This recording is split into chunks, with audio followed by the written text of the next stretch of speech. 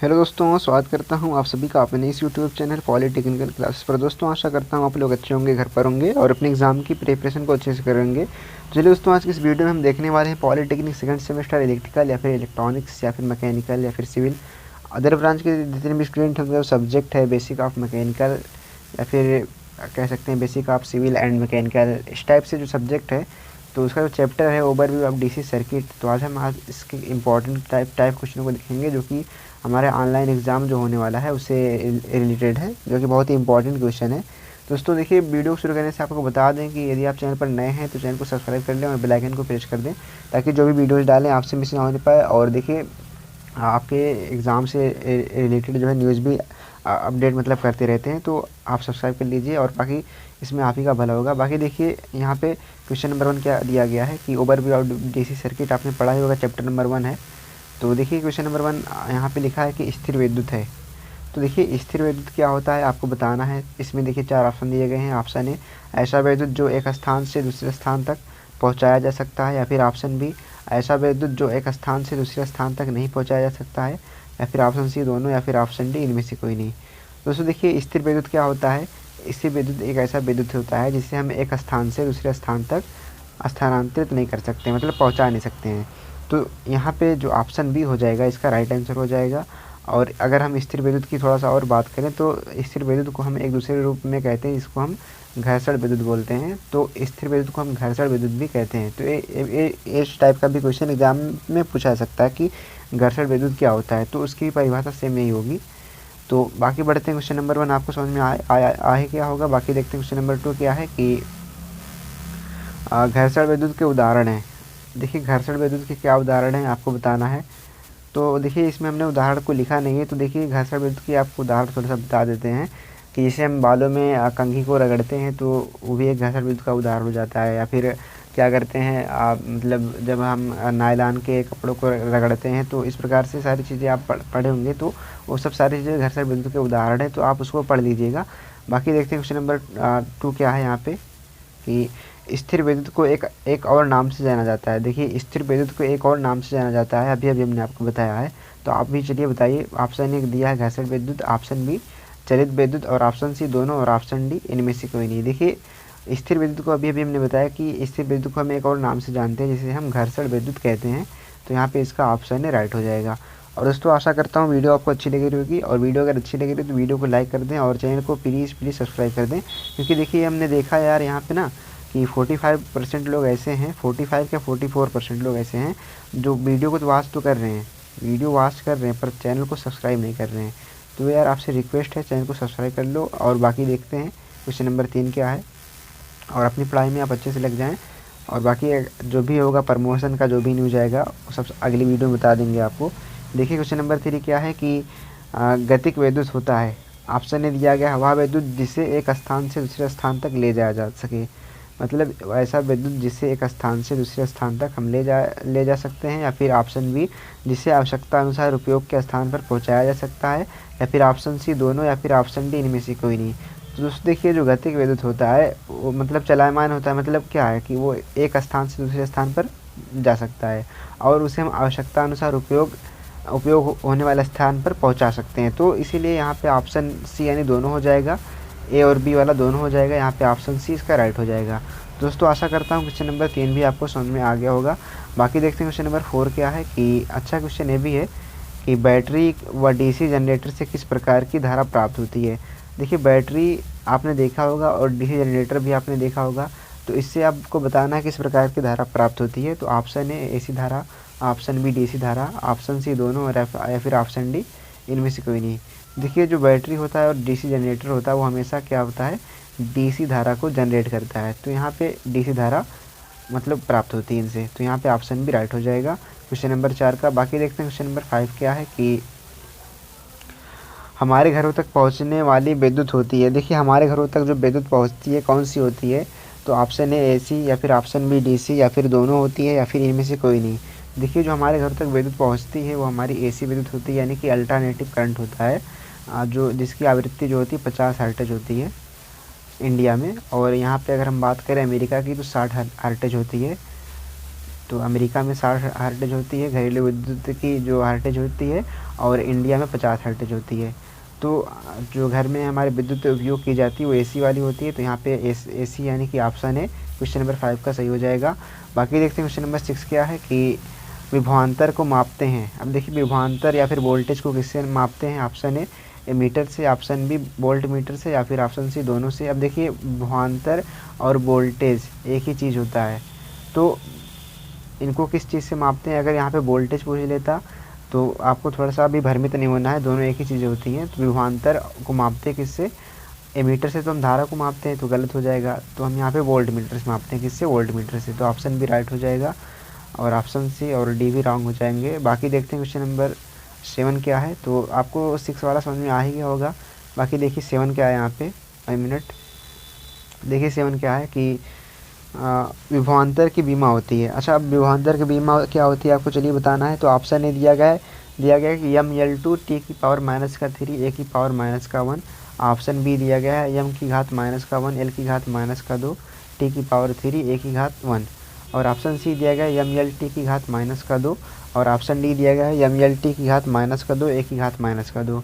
तो अब देखिए जहाँ जो यहाँ पे विभवांतर की बीमा होती है, तो यहाँ पे ऑप्शन ए होगा ml2 t⁻3 a⁻1। अच्छा, अब इसको आप याद करना अगर चाहते हैं, देखिए 1231 माइनस में होता है 1231। तो आप कुछ ऐसे इस प्रकार से ट्रिक के माध्यम से भी याद कर सकते हैं कि 1231 जो होगी विभवांतर की बीमा होगी, और mLTA सब होता ही है, तो mLTA और 1231 हो जाएगा। तो इस प्रकार से क्या हो जाएगा, विभवांतर की बीमा जो है आप इस प्रकार से भी याद कर सकते हैं।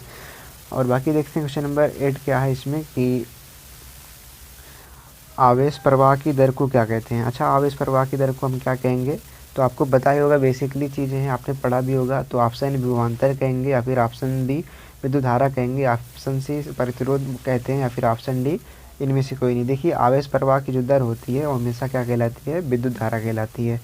तो जब आवेश प्रवाहित होता है तो विद्युत धारा उत्पन्न होती है, तो इसी को हम आवेश प्रवाह की दर कहते हैं, यानी कि ऑप्शन बी राइट हो जाएगा। बाकी देखते हैं क्वेश्चन नंबर 9 क्या है कि ये एक अच्छा क्वेश्चन है हमारा कि विद्युत धारा का मात्रक होता है। अच्छा, विद्युत धारा का मात्रक क्या होता है।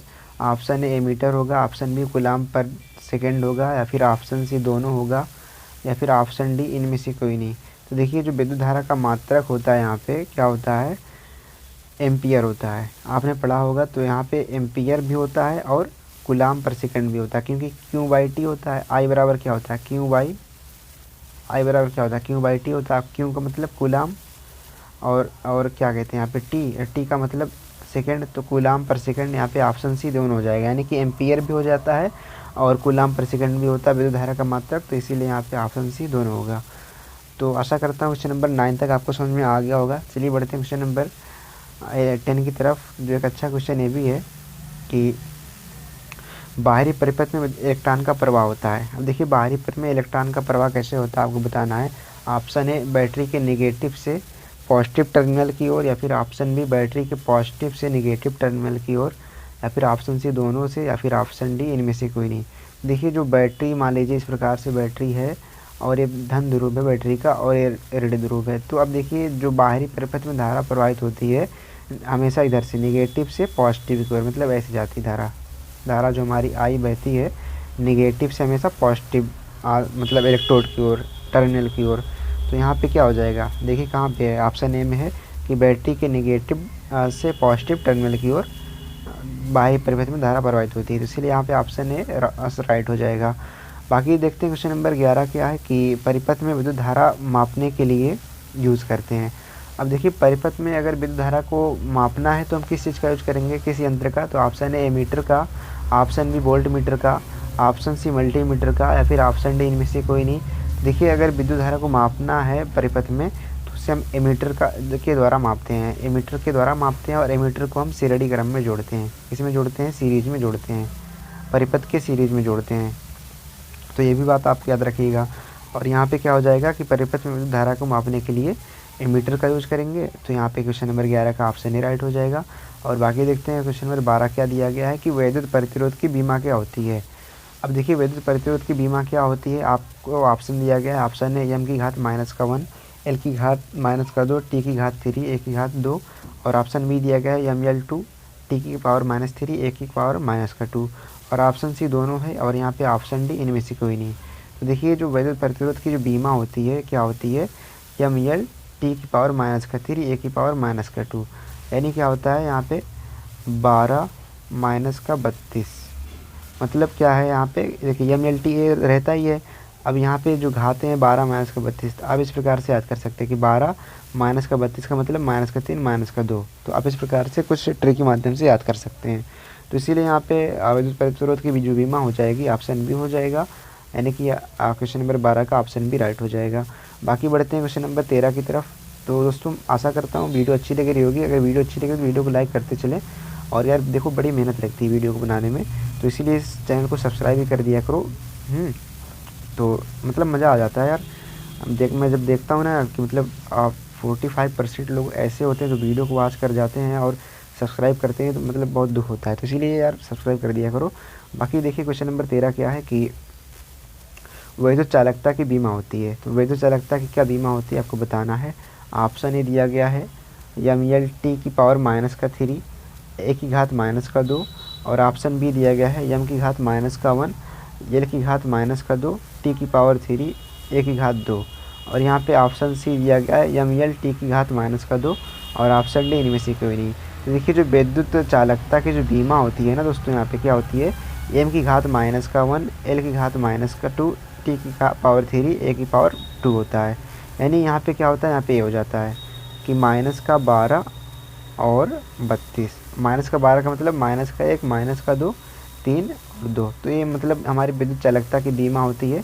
तो इस टाइप से कुछ आप याद कर सकते हैं। अब देखिए यहाँ पे अगर थोड़ा सा आपको अच्छे से याद करना है तो आप इसका भी दोनों को एक साथ में याद कर सकते हैं। कैसे, विद्युत प्रतिरोध की क्या बीमा होती है ml2 यानी कि 12 -32 होती है, और इसकी क्या होती है -12 32 होती है। यानी कहने का अगर आपको ये वाला याद है 12 32 इसमें भी है, केवल चिन्ह का फ़र्क है।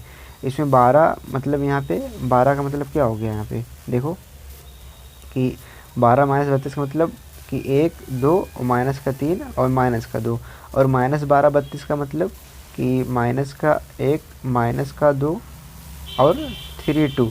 यानी कहीं ना कहीं यहाँ पे मतलब है कि आपको अगर ये वाला विद्युत प्रतिरोध वाला याद हो जाता है तो आप ये वाला भी याद कर सकते हैं। केवल इसमें क्या है कि इसमें जो है माइनस पहले लग गया है, ml पे माइनस पहले लग गया देखो, और यहाँ पे क्या है कि बाद में लगा है। तो इस प्रकार से आप दोनों बीमा को याद कर सकते हैं। तो इस टाइप से क्वेश्चन आपके एग्ज़ाम में पूछे जाने के बहुत ही ज़्यादा चांस हैं। तो इसमें कुछ करना रहता है नहीं, बाकी आपको अगर याद है तो आप आसानी से क्वेश्चन को करके आ जाते हैं। देखिए क्वेश्चन नंबर 14 क्या है कि प्रतिरोध को प्रभावित करने वाले कारक हैं। तो आप ऑप्शन ए दिया गया है प्रतिरोधकता, ऑप्शन बी लंबाई, ऑप्शन सी अनुप्रस्थ काट का क्षेत्रफल, ऑप्शन डी तापमान, और ऑप्शन ई उपरोक्त सभी। तो देखिए जो प्रतिरोध को प्रभावित करने वाले कारक हैं यहाँ पे सभी होंगे। प्रतिरोधकता भी प्रभावित करती है, लंबाई भी प्रभावित करती है, अनुप्रस्थ काट का क्षेत्रफल भी, और तापमान भी, और यहाँ पे ऑप्शन ई उपरोक्त सभी, यानी कि सभी होंगे। तो यहाँ पे ऑप्शन ई राइट हो जाएगा। तो सारी चीज़ें आपको याद होनी चाहिए। तो इसीलिए इस टाइप के क्वेश्चनों को हमने लिया है ताकि आपसे जो है मतलब अगर आपने थोड़ा सा भी थ्योरी पढ़ी है तो आप इन क्वेश्चनों को आसानी से इजी वे में सॉल्व कर जाएंगे। तो देखिए क्वेश्चन नंबर 15 है हमारा कि यदि किसी प्रतिरोधक की लंबाई अधिक हो तो उसका प्रतिरोध क्या होगा। तो देखिए प्रतिरोधक की लंबाई जब अधिक होगी ना, इसे मान लीजिए हमारा प्रतिरोधक है, मतलब कोई प्रतिरोधक पदार्थ है जो मतलब धारा के मार्ग को रुकावट उत्पन्न करता है, उसको हम प्रतिरोधक बोलते हैं। तो अगर हम इसकी लंबाई को थोड़ा सा बढ़ा देते हैं ना दोस्तों, तो क्या होता है कि जो आर होता है ये समानुपाती होता है एल की, यानी कि अगर आर की वैल्यू बढ़ाएंगे या फिर एल की वैल्यू इंक्रीज करेंगे तो आर की वैल्यू भी इंक्रीज होगी। तो यहाँ पे अगर मान लीजिए इसको 5 बढ़ाते हैं तो ये भी 5 बढ़ जाएगा। तो इसीलिए क्या हो जाएगा यहाँ पे कि प्रतिरोधक की लंबाई अगर अधिक हो तो उसका प्रतिरोध भी क्या हो जाएगा, अधिक होगा। क्या होगा, अधिक होगा। तो इसीलिए यहाँ पे ऑप्शन बी राइट हो जाएगा। और बाकी देखते हैं क्वेश्चन नंबर 16 क्या है कि अनुप्रस्थ काट का क्षेत्रफल दोगुना कर दिया जाए तो प्रतिरोध क्या होगा। 16 क्या कह रहा है कि यदि अनुप्रस्थ काट का क्षेत्रफल दोगुना कर दें तो प्रतिरोध क्या होगा। तो देखिए अनुप्रस्थ काट का क्षेत्रफल यानी कि ए एरिया को अगर हम दोगुना कर देते हैं तो क्या हो जाएगा, ऑप्शन दोगुना हो जाएगा प्रतिरोध, आधा हो जाएगा प्रतिरोध, 4 गुना हो जाएगा, या फिर इनमें से कोई नहीं। तो देखिए जो अब यहाँ पे थोड़ा सा आपको बता दें, यदि आपने ये वाला फार्मूला याद करा होगा कि आर समानुपाती एल अपान ए। तो यहाँ पे देखिए आर जो है एल के तो समानुपाती है, पर आर जो है ए की क्या है, व्युत्क्रमानुपाती है। यानी कि अगर हम क्या करें, इसकी वैल्यू को बढ़ाएं ए की वैल्यू को, तो आर की वैल्यू क्या होगी, घटेगी यहाँ पे। तो इसीलिए क्या हो जाएगा कि अगर हम दोगुना कर रहे हैं तो प्रतिरोध क्या हो जाएगा, आधा हो जाएगा। तो इसीलिए यहाँ पे क्या हो जाएगा, ऑप्शन बी राइट हो जाएगा। बाकी बढ़ते हैं क्वेश्चन नंबर 17 की तरफ। 17 क्या है, अच्छा क्वेश्चन ये भी है कि किसी प्रतिरोधक का प्रतिरोध तापमान के बढ़ने पर होता है। अब देखिए किसी प्रतिरोधक है कोई, इसका अगर प्रतिरोध तापमान के बढ़ने पर क्या होता है बताना है। तो ऑप्शन ए घट जाता है, ऑप्शन बी बढ़ जाता है, या फिर ऑप्शन सी दोनों के बीच स्थिर रहता है, या फिर ऑप्शन डी इनमें से कोई नहीं। तो देखिए जब कोई प्रतिरोधक होता है, अगर उसका प्रतिरोध जो है उस पर अगर तापमान टेम्परेचर को बढ़ाएंगे ना, तो क्या होगा, प्रतिरोध का मान बढ़ जाता है। हम यहाँ पे प्रतिरोधक की बात कर रहे हैं, चालक पदार्थ की बात कर रहे हैं। तो अगर चालक पदार्थ जो हमारे होते हैं, अगर उसको हम क्या करते हैं, टेम्परेचर बढ़ाते हैं ना, तो उसमें क्या होता है, जो उसके इलेक्ट्रॉन होते हैं आपस में कंपन करने लगते हैं। इससे क्या होता है, प्रतिरोध बढ़ जाता है। यानी कि मतलब धारा का मान धारा कंप्रेस होने लगती है, इस प्रकार से भी कह सकते हैं। इसीलिए यहाँ पे ऑप्शन बी क्या हो जाएगा कि तापमान बढ़ाने पर प्रतिरोध बढ़ जाता है। अब यहाँ पे अगर ऐसे क्वेश्चन पूछ लेता कि किसी प्रतिरोधक का जो है प्रतिरोध तापमान के बढ़ाने पर, तो यहाँ पे पूछ लिया कि बढ़ जाता है। अब यहाँ पे अगर पूछ लेता कि क्या धारा का मान क्या हो जाता है, यानी कि धारा क्या होती है, बढ़ जाती है घट जाती है। तो धारा का मान क्या हो जाएगा, कम हो जाएगा, क्योंकि जब प्रतिरोध बढ़ेगा जाहिर सी बात धारा कम प्रवाहित होगी। तो इसीलिए यहाँ पे अगर धारा के बारे में पूछता है तो कम हो जाएगा यहाँ पे। जबकि फ़िलहाल यहाँ पे प्रतिरोध के बारे में पूछ रहा है, तो यहाँ पे क्या हो जाएगा, ऑप्शन बी राइट हो जाएगा। बाकी देखते हैं क्वेश्चन नंबर 18 क्या है, जो एक अच्छा क्वेश्चन ये भी है कि संधारित्र की धारिता है। अब देखिए संधारित्र की धारिता क्या होती है। ऑप्शन ए संधारित्र के आवेश संग्रह करने के गुण हैं, इसे फैराडे में प्रकट करते हैं, या फिर ऑप्शन सी दोनों, या फिर ऑप्शन डी इनमें से कोई नहीं। तो देखिए संधारित्र की जो धारिता होती है उसको हम फैराडे में प्रकट करते हैं, ये भी बात सही है। और ये आवेश संग्रह करने का इसमें गुण पाया जाता है। तो मतलब यहाँ पे ऑप्शन ए और बी दोनों सही है, मतलब ऑप्शन सी यहाँ पे राइट हो जाएगा। तो यहाँ पे 18 का ऑप्शन सी राइट होगा। और आशा करता हूँ यहाँ तक क्वेश्चन आपको समझ में आ गए होंगे। बाकी देखते हैं क्वेश्चन नंबर 19 क्या है कि किसी संधारित्र की धारिता का सूत्र होता है। अब देखिए किसी संधारित्र की धारिता का फार्मूला क्या होगा आपको बताना है। ऑप्शन ए दिया गया सी बराबर epsilon naught E R into A upon D, और ऑप्शन बी दिया गया C is equal to epsilon naught upon D, और या फिर सी यहाँ पे दिया गया है कि सी बराबर क्यू बाई भी, और ऑप्शन डी दिया गया यहाँ पे कि सभी। तो देखिए यहाँ पे जो संधारित्र की धारिता का सही फार्मूला होता है ऑप्शन ए होता है, यानी कि सी बराबर epsilon not into E R into A upon D. तो यहाँ पे देखिए ये हमारा फार्मूला होता है। तो इस प्रकार से आप इस फार्मूले को याद कर लीजिएगा। और बाकी देखते हैं क्वेश्चन नंबर इसका 19 तो हो ही गया है। बाकी देखते हैं 20 क्या है कि हमारा अच्छा क्वेश्चन ये भी है कि संधारित्र की धारिता को प्रभावित करने वाले कारक हैं। अब देखिए संधारित्र की धारिता को कौन कौन से कारक प्रभावित करते हैं आपको बताना है। ऑप्शन ए दिया गया प्लेट का क्षेत्रफल, ऑप्शन बी प्लेट के मध्य की दूरी, ऑप्शन सी परावैद्युत पदार्थ, ऑप्शन डी सभी। देखिए यहाँ पे क्या हो जाएगा कि प्लेट का क्षेत्रफल भी यहाँ पे संधारित्र की धारिता को प्रभावित करता है, और प्लेट की मध्य की दूरी भी, और परावैद्युत पदार्थ भी। यहाँ पे मतलब क्या है कि सभी जो है यहाँ पे ऑप्शन डी हो जाएगा सभी, क्योंकि मतलब इनके कारण यानी कि तीनों के कारण क्या होता है, धारिता का मान परिवर्तित होता है। तो इसीलिए इन पे आप यहाँ पे क्वेश्चन नंबर 20 का क्या हो जाएगा, ऑप्शन डी राइट हो जाएगा। बाकी देखते हैं क्वेश्चन नंबर 21 क्या दिया गया है। देखते हैं कि देखिए अच्छा क्वेश्चन ये भी है कि प्लेटों का क्षेत्रफल बढ़ाने से संधारित्र की धारिता पर क्या प्रभाव पड़ता है। कि अगर हम प्लेट के क्षेत्रफल को बढ़ा देते हैं तो संधारित्र की धारिता पर क्या प्रभाव पड़ेगा। तो ऑप्शन ए धारिता घट जाती है, ऑप्शन बी धारिता बढ़ जाती है, या फिर ऑप्शन सी दोनों, या फिर option D none of this. देखिए जो हमारा संधारित्र सी होता है समानुपाती होता है किसके, एरिया के।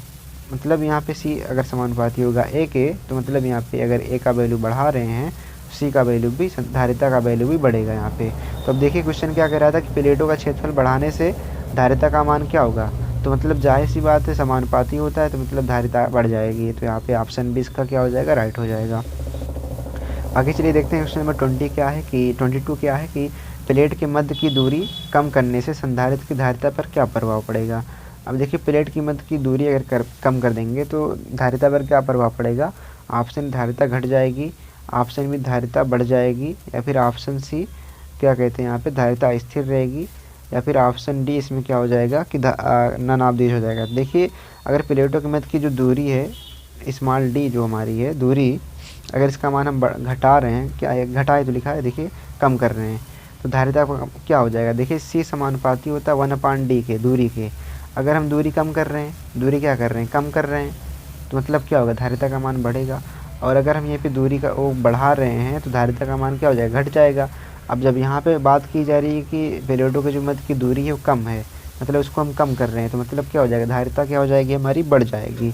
और अगर यहीं पे कहता कि दूरी जो है बढ़ा देने पर धारिता का मान क्या होगा, तब यहाँ पे ऑप्शन ए सही हो जाता कि धारिता घट जाएगी। तो आशा करता हूँ क्वेश्चन नंबर 22 का राइट आंसर आपको ऑप्शन बी समझ में आ गया होगा। और इसमें देखिए जितने क्वेश्चन एक्स्ट्रा बता रहे हैं उनको भी आप नोट करते चलिए, क्योंकि एग्ज़ाम की दृष्टि से काफ़ी इंपॉर्टेंट चैप्टर है ये।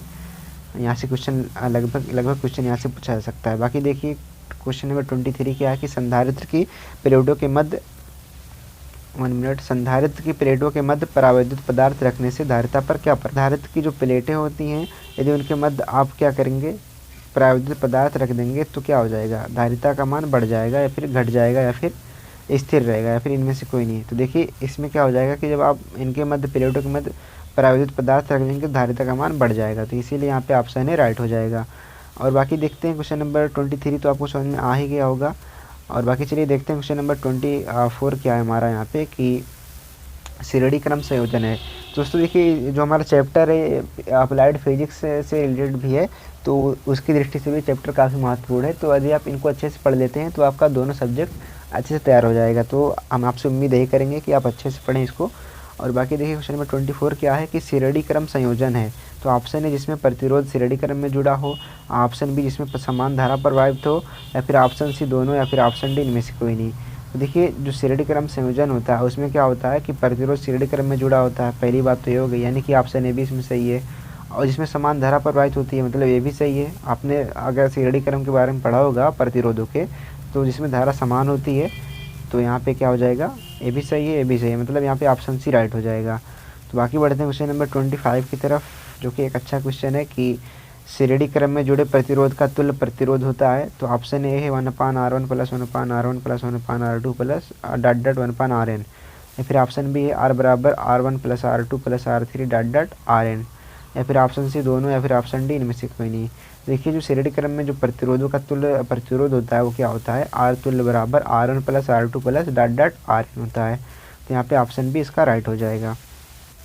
बाकी बढ़ते हैं क्वेश्चन नंबर 25 की तरफ, जो कि ये भी एक अच्छा क्वेश्चन है। तो देखिए क्या है कि समांतर क्रम संयोजन है। देखिए समांतर क्रम संयोजन क्या है, ऑप्शन है जिसमें प्रतिरोध समांतर क्रम में जुड़े हों, ऑप्शन बी जिसमें वोल्टेज का मान समान हो, ऑप्शन सी दोनों, या फिर ऑप्शन डी इनमें से कोई नहीं। देखिए जिसमें प्रतिरोध समांतर क्रम में जुड़े मतलब ऑप्शन ए भी सही है, जिसमें वोल्टेज का मान समान हो मतलब ए भी सही है। देखिए अब यहाँ पे थोड़ा सा आपको कन्फ्यूजन हो रहा होगा कि इसमें क्या क्या है। देखिए समांतर में क्या होता है, वोल्टेज समान होता है, वोल्टेज क्या होता है, समान होता है। तो ये भी क्वेश्चन आपके लिए एक इम्पॉर्टेंट क्वेश्चन है, अलग से पूछा जा सकता है कि समांतर का संयोजन में वोल्टेज का वैल्यू क्या होता है, समान असमान ऐसे करके पूछ सकता है। या फिर श्रेणी क्रम संयोजन में पूछ सकता है कि श्रेणी क्रम संयोजन में बताइए वोल्टेज का वैल्यू क्या होता है। तो आपको देखो श्रेणी क्रम में आपने पढ़ा था कि धारा समान होती है, आई का वैल्यू समान होता है, मतलब क्या होगा वहाँ पे वोल्टेज असमान होगा।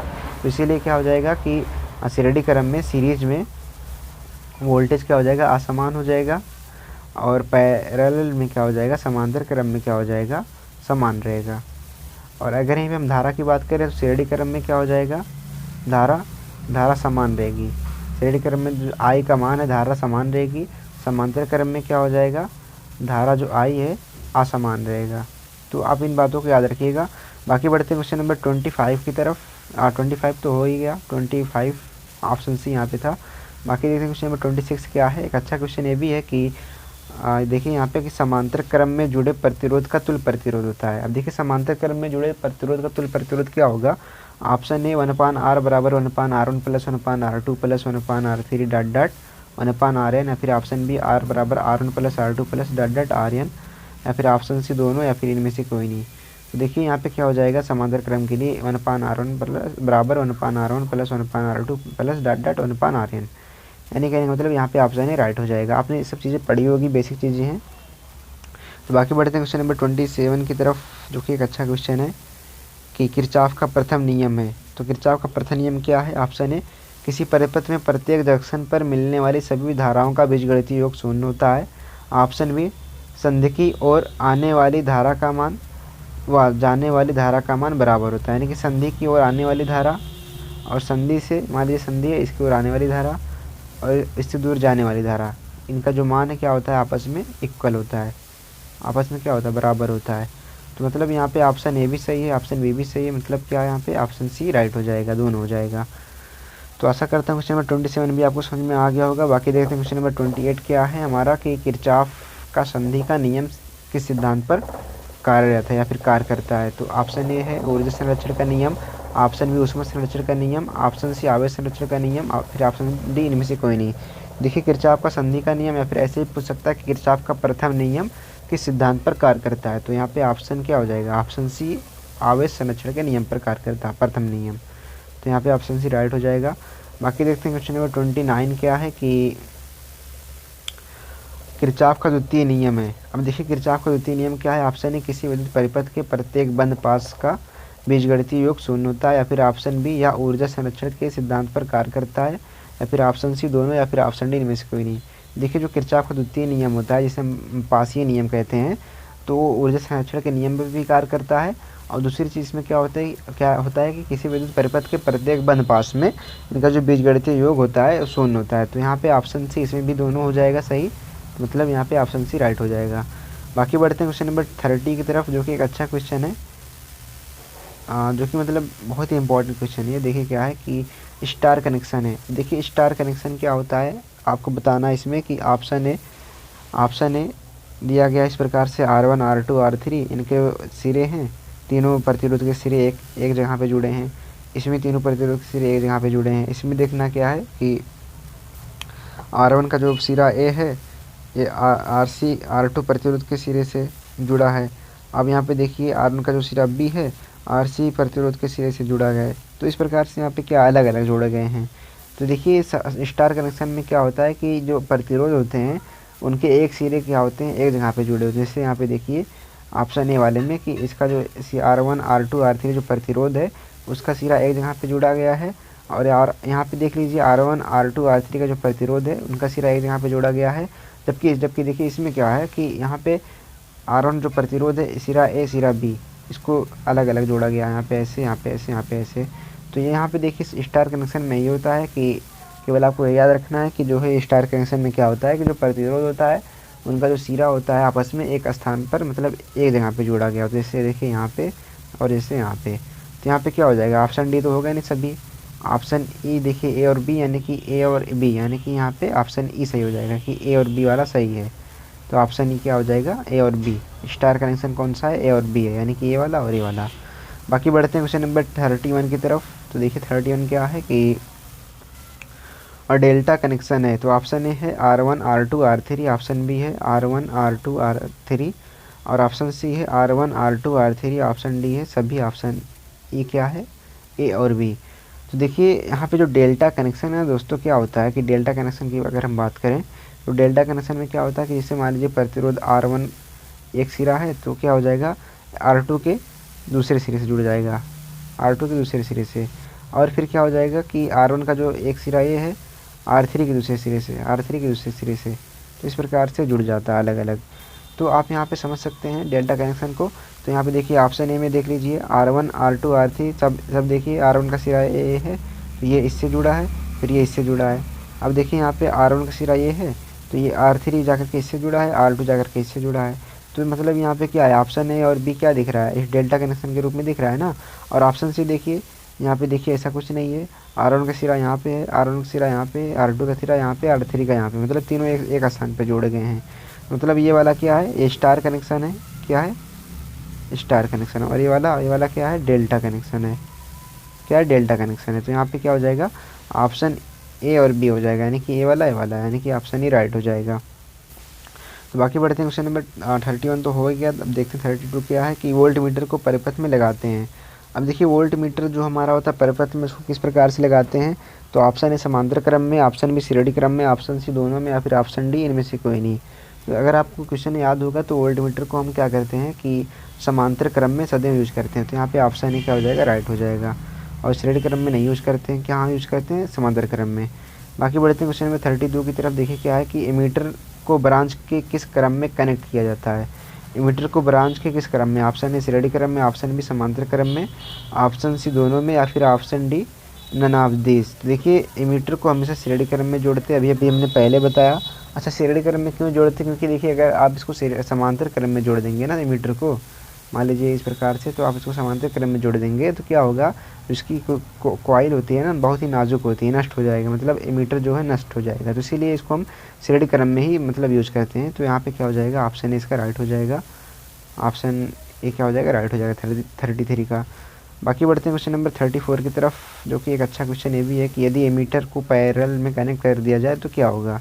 जो अभी हमने आंसर बताया तो वही लिखा गया कि जो यदि एमीटर को पैरेलल में कनेक्ट कर दिया जाए, समांतर में कनेक्ट कर दिया जाए तो क्या होगा। ऑप्शन ए एमीटर में उच्च धारा प्रवाहित होगी तथा उसकी नाजुक कोइल हो सकती है नष्ट, मतलब उसकी जो नाजुक कोइल है नष्ट हो सकती है। यहाँ पे लिखना था तो हमने लिखा नहीं, उसके लिए सॉरी चाहते हैं। तो देखिए यहाँ पे क्या हो जाएगा कि ये हो जाएगा कि यदि एमीटर को पैरेलल में जोड़ देंगे तो उसकी जो नाजुक कोइल हो जाएगी, नष्ट हो जाएगी, मतलब हमारा जो एमीटर है वो भी नष्ट हो जाएगा। तो बाकी देखते हैं क्वेश्चन में 35 क्या है कि लीनियर नेटवर्क होते हैं। अब देखिए लीनियर नेटवर्क क्या होते हैं, ऑप्शन है जिसमें लीनियर संबंध होता है, या फिर ऑप्शन बी जिसमें अध्यारोपण सिद्धांत लागू होता है, या फिर ऑप्शन सी दोनों, या फिर ऑप्शन डी इनमें से कोई नहीं। देखिए जो क्या कहते हैं लीनियर नेटवर्क होता है उसमें क्या होता है, लीनियर एलिमेंट होते हैं और अध्यारोपण सिद्धांत पर कार्य करता है, यानी कि ऑप्शन सी इसमें राइट हो जाएगा। बाकी बढ़ते हैं क्वेश्चन नंबर 36 की तरफ, जो कि हमारा लास्ट क्वेश्चन है। तो क्या है देखिए, नॉन लीनियर नेटवर्क्स होते हैं। ऑप्शन ए क्या हो जाएगा कि जिसमें नॉन लीनियर एलिमेंट होते हैं, ऑप्शन बी जिसमें अध्यारोपण सिद्धांत लागू नहीं होता है, ऑप्शन सी दोनों, या फिर ऑप्शन डी इनमें से कोई नहीं। देखिए नॉन लीनियर नेटवर्क्स में क्या होता है, नॉन लीनियर्स एलिमेंट होते हैं और इसमें अध्यारोपण सिद्धांत जो है कार्य नहीं करता है। यहाँ पे ऑप्शन सी राइट हो जाएगा। और उसमें आशा करता हूँ वीडियो अच्छी लगी होगी, और अगर वीडियो अच्छी लगी तो वीडियो को लाइक कीजिए और चैनल को अपने दोस्तों में ज़्यादा से ज़्यादा शेयर करें। और दोस्तों देखिए चैनल को सब्सक्राइब कर लीजिए, आपको हम दिखा देते हैं, अगर आपको लग रहा होगा कि नहीं हम झूठ बोल रहे हैं, देख लीजिए आप खुद ही, वॉच टाइम फ्रॉम सब्सक्राइबर, देख लीजिए यहाँ पे कि सब्सक्राइब जितने बंदे हैं यहाँ पे देखिए 56.6% लोगों ने यहाँ पे सब्सक्राइब किया है। और यहाँ पे देखिए वॉच तो कर रहे हैं, नॉट सब्सक्राइब लोग 43.4%। अब 43.4% लोग ऐसे हैं जो क्या कर रहे हैं, वॉच तो कर रहे हैं पर क्या कर रहे हैं, सब्सक्राइब नहीं कर रहे हैं। तो यार ऐसा ना करो ना, देखो आपके लिए कुछ बेहतर ही कर रहे हैं। और अगर आपको वीडियो देखो, अगर थोड़ा सा भी वीडियो में आपको लाभ मिला है, मतलब थोड़ा सा भी मतलब आपको फ़ायदा हुआ है, तो आप क्या करिए, चैनल को सब्सक्राइब कर लीजिए, आपसे मेरी रिक्वेस्ट है। और देखिए मिलते हैं आपसे अगली वीडियो में। बाकी इसका जो PDF है आप टेलीग्राम ज्वाइन कर लीजिए, वहाँ से टेलीग्राम पे मिल जाएगा। टेलीग्राम ID आपको बता देते हैं, पॉलीटेक्निकल क्लासेस स्टूडेंट